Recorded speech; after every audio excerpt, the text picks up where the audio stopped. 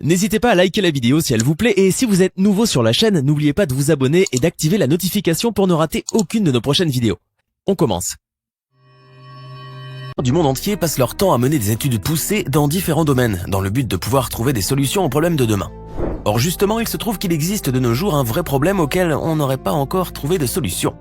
Une tempête solaire ou éruption solaire pourrait toucher la planète Terre et couper Internet pendant plusieurs semaines voire plus. Au cas où vous ne savez pas de quoi l'on parle, une éruption solaire est un phénomène qui consiste en un vent solaire composé de particules chargées, qui est assez fort et qui peut atteindre notre planète et toucher ainsi les réseaux de communication et les réseaux électriques, ainsi que les systèmes de navigation. En effet, les répéteurs des câbles sous-marins sont sensibles aux courants géomagnétiques, qui sont engendrés par les particules chargées provenant du Soleil. Et même les satellites, assurant les connexions, pourraient se retrouver endommagés par une tempête solaire. L'éruption solaire la plus connue jusque-là est celle qui est arrivée en 1859. Connue comme l'événement de Carrington, du nom de l'astronome anglais Richard Carrington qui a étudié le phénomène, elle avait endommagé le réseau télégraphique à l'époque.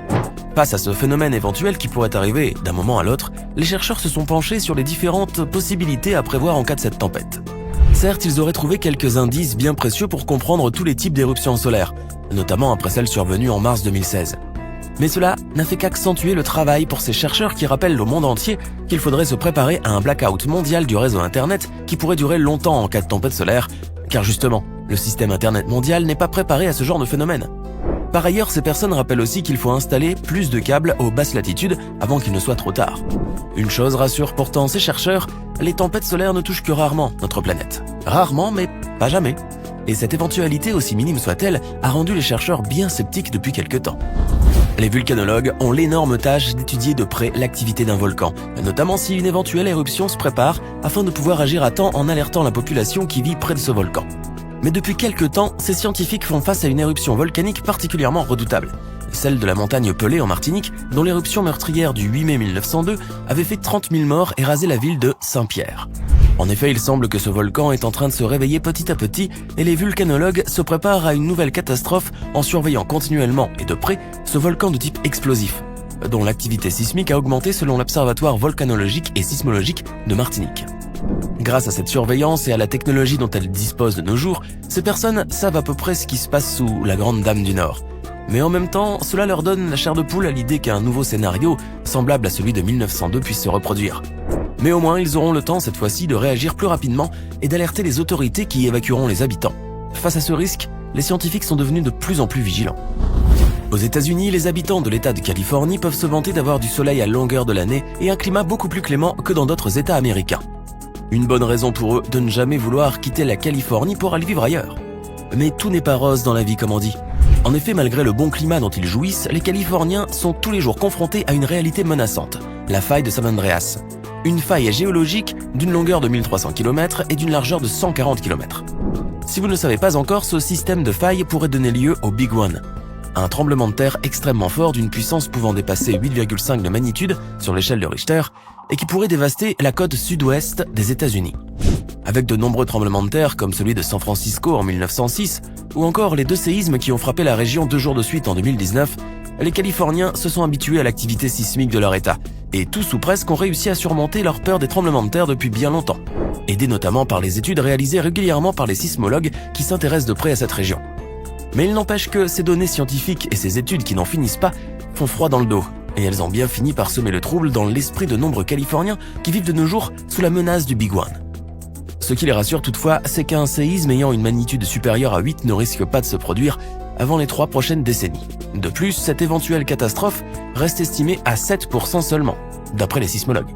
Une information qui n'empêche pas pour autant les Californiens d'être toujours sur le qui-vive. Les habitants du Tadjikistan jouissent de l'une des merveilles naturelles les plus impressionnantes et les plus époustouflantes d'Asie centrale et du monde entier. Il s'agit du lac Sarez, une large étendue d'eau de 55,8 km de long et d'environ 505 mètres de profondeur, pour lequel les habitants de ce pays veulent toujours attirer l'attention du monde entier. Pas seulement pour sa beauté à couper le souffle, mais pour une raison bien plus grave, car le lac Sarez représente un très grand danger pour eux. Pour rappel, ce lac s'est formé en 1911 à la suite d'un puissant tremblement de terre qui avait provoqué un glissement de terrain, ce qui avait donné naissance au barrage du Seuil, lequel est considéré comme le plus grand barrage naturel au monde avec ses 5 km de long, ses 3,2 km de large et sa hauteur de presque 570 mètres. Le lac Sarez a donc pris forme dans ce barrage et, avec le temps, ces personnes se sont habituées à voir cette énorme étendue d'eau douce, profitant malgré elle d'une magnifique vue et de l'un des plus beaux paysages naturels du pays. Toutefois, cette vue a agrandi leur inquiétude de jour en jour, car le lac Sarez pourrait un jour provoquer la pire catastrophe naturelle de l'histoire de l'humanité, selon l'ONU. En effet, la région où se trouve ce lac est considérée comme l'une des régions les plus sujettes aux tremblements de terre dans le monde. Or, un séisme pourrait causer une rupture de barrage et donc le déversement des eaux du lac. Une simple secousse forte et voilà toute la zone engloutie par un mur d'eau d'environ 30 mètres de haut. D'après l'ONU, cette catastrophe pourrait toucher des millions de personnes, y compris dans les pays voisins comme l'Afghanistan, l'Ouzbékistan, le Turkménistan et le Kazakhstan. Ce qui rend les choses encore plus délicates, c'est que la région où se trouve ce lac, dans les montagnes du Pamir, est éloignée et inaccessible, ce qui constitue un vrai obstacle pour d'éventuelles solutions techniques. Toutefois, les habitants de ce pays ont senti récemment leur inquiétude diminuer quelque peu en apprenant qu'on avait suggéré d'autres solutions, telles que la construction d'un tunnel sous le lac afin de drainer de bonnes quantités d'eau. D'autre part, un plan a été établi pour que cette eau soit utilisée comme eau potable pour le pays et l'Ouzbékistan voisin, ce qui permettrait d'abaisser son niveau et réduire ainsi le risque de débordement. Mais en dépit de tout cela, et malgré le peu d'espoir qui existe, rien ne pourrait jamais tranquilliser complètement les habitants du Tadjikistan, y compris les autorités et les experts. Vous êtes un grand amoureux des bois et des forêts et à l'instar de nombreuses personnes qui partagent votre passion, vous aimeriez explorer les plus grandes et les plus célèbres forêts du monde. Que diriez-vous toutefois d'aller à la découverte d'une forêt fantôme ? Cela vous étonne, n'est-ce pas ? Sachez alors qu'il existe bel et bien une forêt appelée la forêt fantôme de Neskowin. Voilà que vous ouvrez grand vos oreilles pour en apprendre un peu plus sur cette forêt qui se trouve dans une petite ville côtière appelée Neskowin, dans l'état de l'Oregon aux États-Unis. Eh bien, il s'agit d'une ancienne forêt d'épicéas de Sitka dont la hauteur était estimée entre 45 et 60 mètres de haut, et qui serait morte des centaines d'années plus tôt, probablement à cause d'un tremblement de terre. Ce séisme aurait provoqué un tsunami qui aurait alors détruit les arbres et enveloppé ce qui en restait de sable. Les souches de ces arbres sont restées cachées sous le sable pendant quelques siècles jusqu'à ce qu'elles fassent à nouveau leur apparition pendant l'hiver de 1997 à 1998. Le passage d'une violente tempête sur la région a fini par éroder une partie de la plage et dévoiler les vestiges de cette forêt fantôme. Et voilà, votre curiosité est satisfaite, n'est-ce pas ? Bien sûr, cela a dû vous attrister un peu de voir ce paysage désolant, mais les images ont fini par raviver votre intérêt en sachant que la forêt fantôme de Neskowin est devenue un lieu incontournable à visiter, notamment lorsque la marée est basse. Vous voilà donc motivé plus que jamais d'aller visiter un jour cette forêt fantôme. Mais surtout, vous vous sentez fier d'avoir découvert ce lieu peu connu mais légendaire. Imaginez que vous roulez tranquillement sur une route pour vous rendre quelque part. Soudain, vous remarquez quelque chose de très étonnant sur votre chemin. Un trou béant ouvert sur la route.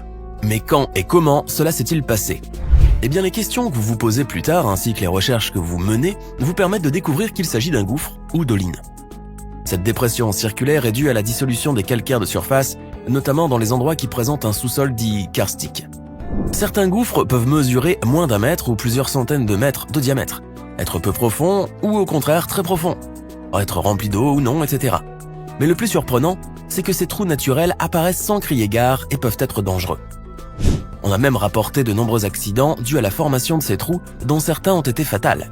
Toutes ces informations vous donnent la chair de poule et vous empêchent de dormir tranquillement la nuit de peur qu'un gouffre se forme sous votre maison et vous engloutisse. Mais ne vous inquiétez pas.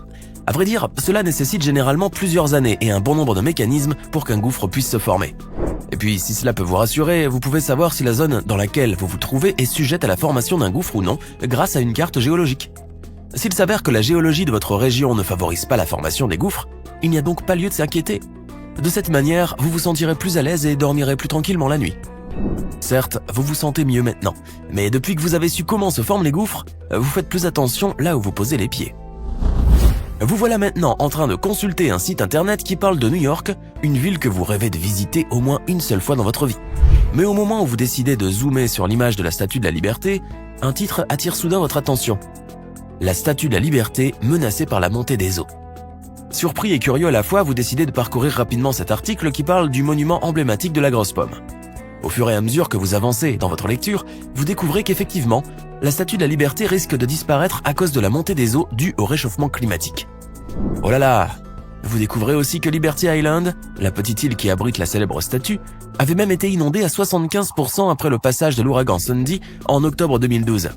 Vous voilà interloqué par ce que vous venez d'apprendre. Toutefois, votre inquiétude retombe peu après et votre optimisme grandissant vous mène à penser que la Statue de la Liberté est toujours là et qu'elle a encore de nombreux jours devant elle. Néanmoins, cela n'a fait que vous motiver plus et vous êtes plus que jamais décidé à aller visiter New York et sa célébrissime statue avant qu'il ne soit trop tard, si jamais ce que vous venez de lire risque d'arriver. Vous venez de découvrir quelques phénomènes dangereux qui sont arrivés ou risquent d'arriver dans les années, les mois, voire les semaines à venir. Dites-moi, que pensez-vous de tout cela? Laissez-nous vos impressions dans les commentaires. Et comme toujours, n'oubliez pas de vous abonner, de liker et de partager cette vidéo.